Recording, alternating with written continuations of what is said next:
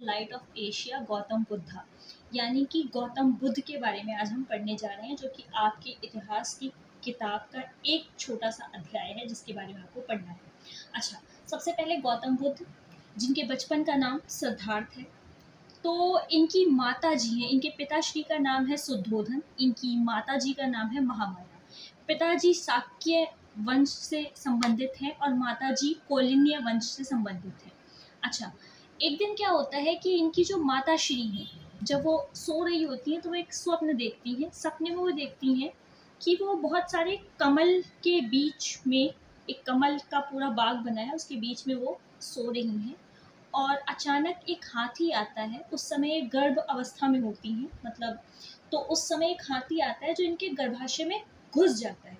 तो इस सपने को देखकर ये चौंक के मारे डर जाती हैं और उठती हैं और तुरंत ये बात अपने घर पर जब बताती हैं तो इन्हें लगता है कि शायद कुछ बुरा होने वाला है। इसी वजह से फिर ये अपने जो एक ब्राह्मण हैं, जो भविष्यवाणी भी करते हैं, सर्वश्रेष्ठ ब्राह्मण कहे जाते हैं, कौंडिल्य जी को बुलाया जाता है। अच्छा, कौंडिल्य जी और काल देवल जी, ये दोनों ब्राह्मण आते हैं और वो इनके पैदा होने से पहले, यानी कि गौतम बुद्ध के पैदा होने से पहले एक भविष्यवाणी करते हैं कि या तो ये एक प्रतापी राजा बनेगा या फिर ये एक बहुत बड़ा सन्यासी बनेगा।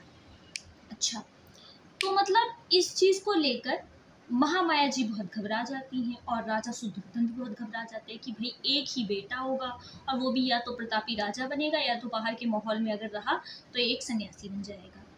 अच्छा, ये नॉर्मल स्टोरी मैंने आपको बताई। ये कमल और हाथी वाली स्टोरी क्यों बताई, इसका एक कारण है, वो आपको बताया जाएगा। उससे पहले मैं आपको बताती हूँ कि गौतम बुद्ध जी के बचपन का नाम है सिद्धार्थ, इनके पिताश्री का नाम है शुद्धोधन, इनकी माता जी का नाम है महामाया और इनको आगे चलकर पाल पोस कर बड़े करने वाली इनकी मौसी जी हैं, जिन्हें विमाता भी कहा जाता है। इनकी माता की मृत्यु के बाद उन्होंने इनको पाला है, उनका नाम है प्रजापति गौतमी।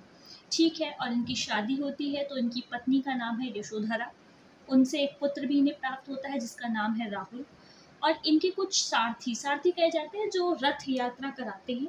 तो मुख्यतः हमने 4 सारथियों के नाम पढ़ने हैं, लेकिन उसमें से 2 सबसे ज़्यादा ज़रूरी हैं। अच्छा, पहला है चन्ना, चण और सौम्या और छंदक। ये 4 इनके सारथी रहे जो रथ चलाते थे इनका। ठीक है, इसमें से हमें चन्ना और छंदक के बारे में याद रखना है क्योंकि ये ज़रूरी है।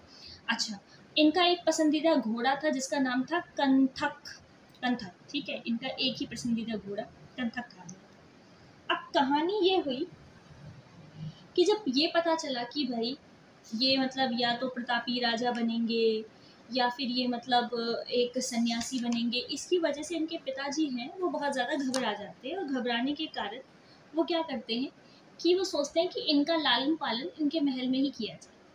अच्छा, गौतम बुद्ध के जन्म के 1 हफ्ते के बाद, यानी कि लगभग 7 दिनों के बाद, इनकी माता जी का देहांत हो जाता है और इसी वजह से इनको पाल पोस कर बड़ा इनकी माता प्रजापति गौतमी, इनकी विमाता यानी मौसी जी प्रजापति गौतमी जी इनको पालती हैं।